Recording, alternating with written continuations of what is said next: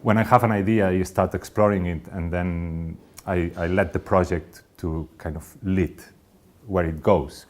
I don't have a preconceived idea of where I want to go. So each project is a little bit of an adventure with the materials and sometimes with other people that I collaborate with.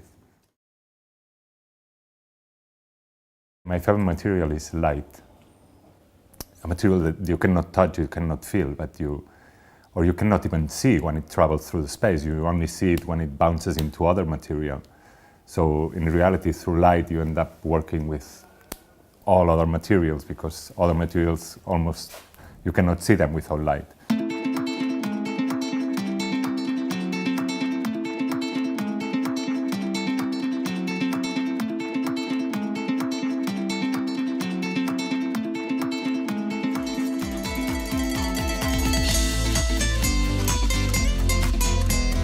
I think I'm not an artist. I always need a goal or somewhere to go that would have an impact.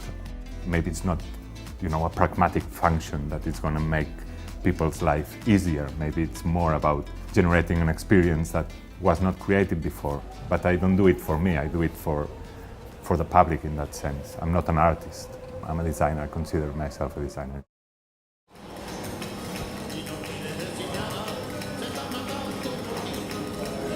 What I really like about my neighborhood is it's one of the few parts of the old town of Barcelona that still belongs to the neighbors. Like, this was all buildings before, they knocked them down, and then they took too long to start building the new ones, and the neighbors just took it on.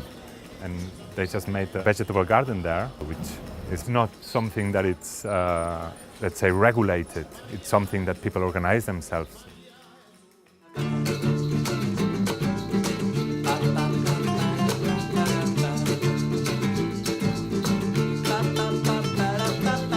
I think there was a big change.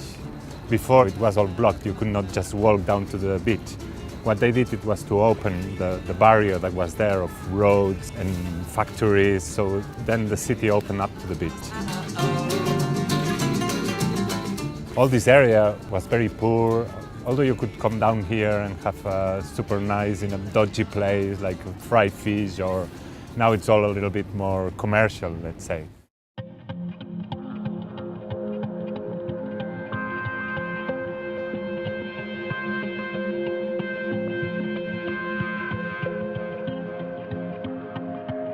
That's the way Barcelona takes a neighborhood that has no much interest and nobody really wants to go. Bit by bit, it's taking neighborhoods that are run down a little bit, and with a few architectural interventions, they open it to the people.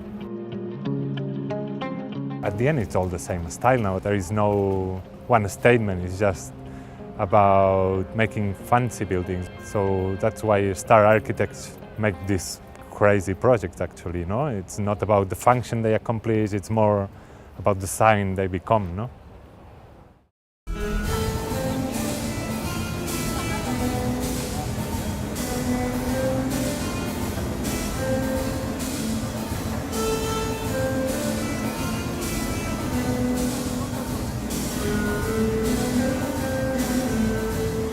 This is a flea market, and this flea market used to be a rundown place.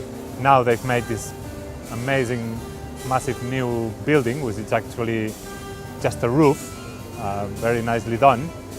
But then inside you still find all the crappy, the flea market stuff, all the stuff.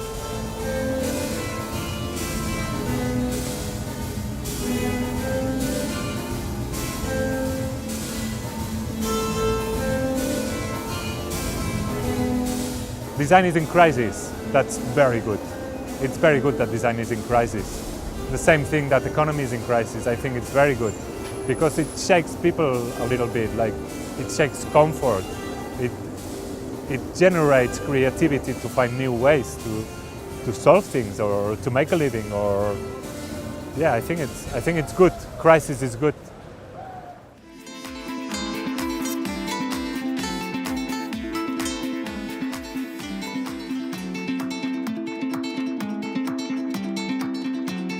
This was made for the international exhibition at the end of the 19th century.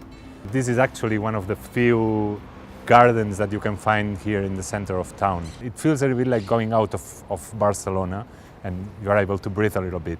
Barcelona is very dense, like it's all within what used to be the old town.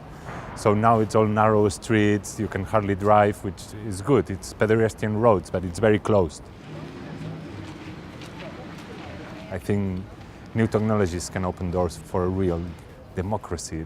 Democracy is not the word here. It would be more like, that maybe we don't need somebody to run and organize all the public transport. Maybe it's just the users themselves that can connect things to get what they want to get. Probably a little bit utopical, but